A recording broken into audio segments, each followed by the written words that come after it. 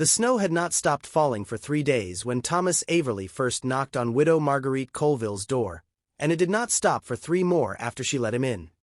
He had come from the east, half frozen, his horse lame from a fall on the icy pass, carrying nothing but a canvas pack, a rifle wrapped in oilcloth, and a letter he would not explain. Marguerite had opened the door with a lantern in one hand and a shotgun leaning within reach of the other, and she had looked at him the way a woman looks at a stranger who might be trouble or might simply be cold, which in the Montana Territory in the dead of January were not always different things. She was 28 years widowed for one winter, her husband Elias having gone through the river ice the previous November while hauling timber, and the ranch that remained was too much for her hands alone and too little for anyone else's ambition. She had 2 hired men who came by day and left by dusk, a barn with 6 horses and 11 head of cattle, and a house that had grown too quiet for her liking, though she would not have admitted that to a living soul. When Thomas Averley stood shivering on her porch, snow-crusted white in his dark hair, she thought first of turning him away, and second of the fact that a man frozen on her property come morning would bring more trouble than one warmed by her fire tonight. "You may stay until the storm breaks," she told him, though even as she said it she suspected the storm outside was not the one she meant. "There's a cot in the barn loft, and I'll not have you in my house past supper." He had thanked her plainly, without the practiced courtesy of a man used to charming widows, which she noted and approved of. He ate what she gave him without complaint, spoke little of where he had come from or where he intended to go, and when she asked after the letter tucked inside his coat, he only said it was for a man in Bozeman, business unfinished, nothing that concerned her. She did not press him. She had learned in her 30 years that men who volunteered too much were often lying, and men who volunteered too little were often only tired, and Thomas Averley had the look of a man bone-tired in a way that went past his body and into whatever a man carries instead of a soul when the soul has been worn thin. The storm did not break in a day, nor in 3. It settled over the valley like a judgment, burying the road to town under drifts taller than a man, and Marguerite found herself waking each morning to the sound of Thomas already at work in the barn, mending the fence the wind had torn loose, or breaking ice from the trough so the cattle could drink, or splitting wood enough to keep both the house and barn stove fed through the brutal nights. She had not asked him to do any of it. She had only meant to give him shelter, not a stake in her land, but he worked as though the work itself were payment enough, as though a man who ate another's bread owed something more than thanks, and she found she could not fault him for that, only for the way it made her look at him a moment longer than she intended each time he passed the kitchen window. By the 2nd week she had stopped pretending the arrangement was temporary in her own mind, though she had not said as much aloud. He took his meals at her table now, not from any invitation she remembered giving, but from the plain fact that it was foolish to carry a plate to the barn when the house was warm and the company, she admitted only to herself, was not unwelcome. They spoke more as the days wore on. He asked about Elias once, carefully, the way a man asks about a grave he has not been given leave to stand near, and she told him plainly that Elias had been a good husband and a hard worker and that the river had taken him quick, which was the only mercy in it. Thomas had said nothing to that but had looked at her with an expression she could not name, something between grief for a man he had never known and something else she did not let herself examine too closely. He told her, in pieces, of his own life. That he had fought in a war he did not care to speak of in detail. That he had buried a wife of his own, for years past, to a fever that took her in 11 days from first cough to last breath, and that he had spent the years since moving from one place to another because staying still in any one house made the silence unbearable. He did not say this for pity. He said it the way a man states a fact of weather, something that had simply happened and could not be undone, and Marguerite found that she respected him more for the plainness of it than she would have for any amount of sorrowful performance. There came an evening in the 3rd week, the wind howling low against the eaves, when the 2 of them sat by the stove after supper, she mending a torn shirt of her late husband's that she had never quite brought herself to give away, and he oiling the leather of his boots by the firelight. The quiet between them had become a comfortable thing rather than an awkward one, and it was into that quiet that he said, without any preamble she could point to afterward, that the storm looked near broken, that the drifts on the south ridge had begun to settle, and that within the week the road to town would likely clear enough for a man to pass. She had felt something drop in her chest at that, some feeling she did not examine, and she had said only that it would be good for him to be on his way then, to finish whatever business waited for him in Bozeman. He had looked at her a long moment, the firelight catching the gray at his temples she had not noticed before, and he had said that the business in Bozeman was nothing more than a letter from a lawyer regarding land he had no wish to claim, land that had belonged to his late wife's family and that he had been putting off dealing with for over a year, because dealing with it meant admitting there was nowhere in particular he needed to be. Then why go at all? She had asked, and immediately regretted the boldness of it, though she did not take it back. He had set down the boot he was oiling and looked at her with the plain honesty that had become, she realized, the thing she trusted most about him. Because you told me I could stay until winter ends, he said, and I am a man who keeps to the terms he has given, even when he does not care to. She had not known what to say to that, and so she had said nothing, and the silence had stretched long enough that he had gone on, quieter now, as though the words cost him something to speak. I have not felt a house feel like a house in 4 years, Mrs. Colville. Not since Anna died. I have slept in barns and boarding rooms and other men's spare beds from the Dakotas to here, and none of it felt like anything but waiting. This past month is the first time I have woken in the morning without dreading the day ahead of me. I do not say that to burden you.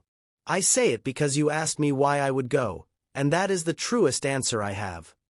Marguerite had sat very still, the mending forgotten in her lap, and had felt the peculiar vertigo of a woman who has spent a year building walls around a particular kind of grief only to find a stranger had walked through them without seeming to notice they were there at all.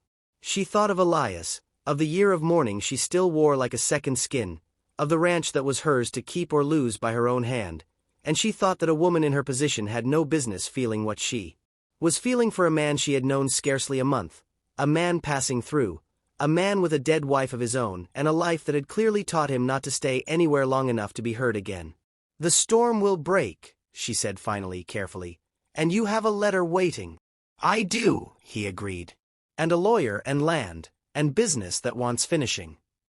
There is all of that, he said, and none of it is a reason I could not finish it and come back, if there were a reason to come back to. She had looked up at him then, and he had held her gaze without flinching, without the careful courtesies that lesser men use to soften a hard question, and she understood that he was not asking her permission to leave. He was asking her something else entirely, and he was doing it the same plain way he did everything, without artifice, without a performance of romance that a woman of her age and her losses would have seen through in an instant and resented him for. I told you, she said, and her voice was not as steady as she wished it, that you may stay until winter ends. You did, he said. And I am asking you, Mrs. Colville, what if I want to stay forever? The words sat in the warm air between them, plain as the fire and twice as dangerous, and Marguerite found that she could not answer him at once, because to answer him at once would be to admit how long she had been turning the question over in her own mind without daring to give it words. She rose instead and went to the window, where the snow outside had begun, at last, to thin, the wind dying down to something almost gentle, and she stood there long enough that he did not press her, only waited, the way he seemed to wait for everything, with a patience that had been carved into him by loss rather than given to him by nature. Elias has been gone a year, she said at last, to the window, to the snow, to the dark shapes of the barn and the fence line beyond it that Thomas's hands had mended. I built this place up thinking I'd built it for the two of us, and when the river took him I thought I'd spend the rest of my days keeping it up out of stubbornness, because letting it fall to ruin would feel like letting him go twice over. I did not think there'd be room in that plan for anything else. I did not want there to be. I am not asking you to make room, he said quietly. I am asking if there already is some. She turned to face him then, and found him standing, though she had not heard him rise, close enough that she could see the honest uncertainty in his face, a man who had asked a true question and was prepared, she understood, to accept a true answer even if it was not the one he hoped for. It occurred to her that this was the whole of what she had come to trust in him. Not charm, not persistence, but the plain willingness to hear a hard truth and not flinch from it, the same willingness with which he had told her of his wife, of his war, of his years of restless wandering. I do not know how to want something again, she admitted, and the words came harder than she expected, scraped up from somewhere she had kept locked since the November the ice gave way beneath Elias's boots. I have spent a year learning how to want nothing, because wanting nothing cannot be taken from you. I know that lesson, Thomas said. I taught it to myself for 4 years. I am not certain it is a lesson worth keeping.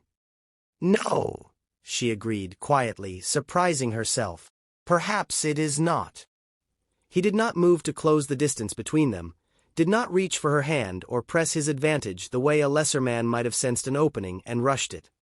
He simply stood there, waiting, giving her the same room he had given her all month, and it was that restraint, more than any word he might have spoken, that decided her. She crossed the small space between them herself, and when she took his hand it was with the same plainness he had shown her from the first night on her porch, no performance in it, only the honest fact of two people who had each spent long enough alone to know the value of not being so any longer.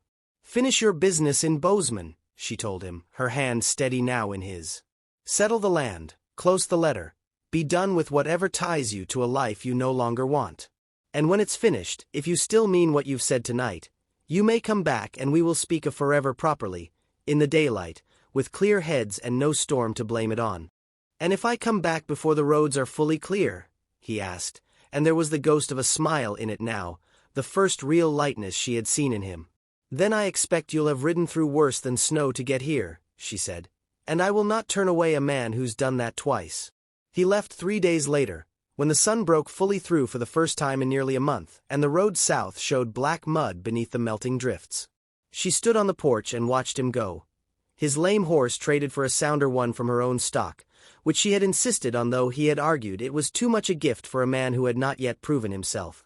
She told him it was not a gift but a loan, and that loans were meant to be returned, along with the borrower, and he had laughed at that, an unguarded sound she had not heard from him before, and it had settled something in her chest to hear it.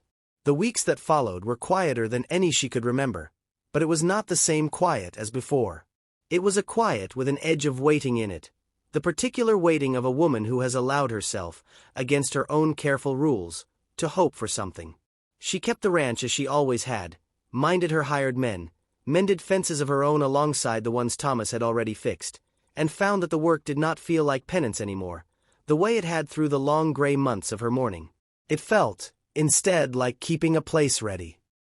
He returned on the first true day of spring, the mud finally dried enough for easy riding, the letter from Bozeman folded and settled, and the land there sold to a cousin of his late wife's who had wanted it more than he ever had. He came up the road at a pace that told her he had not dawdled, and she was on the porch before he had fully reined in, and neither of them pretended, this time, that there was any storm to hide behind. "I told the lawyer I had unfinished business of my own to return to," he said, swinging down from the horse. "And he asked what business that was, and I found I did not have a tidy answer for him beyond the truth." "And what was the truth?" she asked, though she thought she already knew it. "That there was a widow in the Montana Territory who had once told me I could stay until winter's end, and that winter had ended, and I had come to see whether the offer still stood." Marguerite looked at him a long moment, at the man who had walked into her life half frozen and left it whole, who had asked his question honestly and given her the room to answer it in her own time, and she thought that Elias, wherever the river had carried what remained of him, would not have begrudged her this, would perhaps have been glad of it, because he had been a plain and honest man himself, and would have known one when he saw one standing before his widow with his hat in his hands and hope, carefully guarded, in his eyes. "The offer stands," she said, "though I believe the terms have changed." "How so?" he asked, and there was that same ghost of a smile. "Winter's ended," she said, "and I find I'm no longer offering a room in the barn loft until the snow clears. I'm offering a place at my table, and in my house, and in whatever's left of my life, for as long as you care to have it." "Forever, then," he said, "if you'll have me." "Forever," she agreed, and found that the word, which had frightened her a month before, did not frighten her now at all, but settled over her instead the way the first warm sun of spring settles over ground too long buried under snow, patient, certain, and entirely welcome. They were married before the summer grass had fully greened the valley, in a small ceremony at the ranch house with her 2 hired men as witnesses and a circuit preacher who happened through at the right time to make it proper. Thomas never did go back to wandering, and the letter from Bozeman was the last piece of unfinished business either of them carried into the life they built together, season after season, on the land Marguerite had once thought she would keep alone forever, and which she now understood had simply been waiting, all along, for someone willing to stay.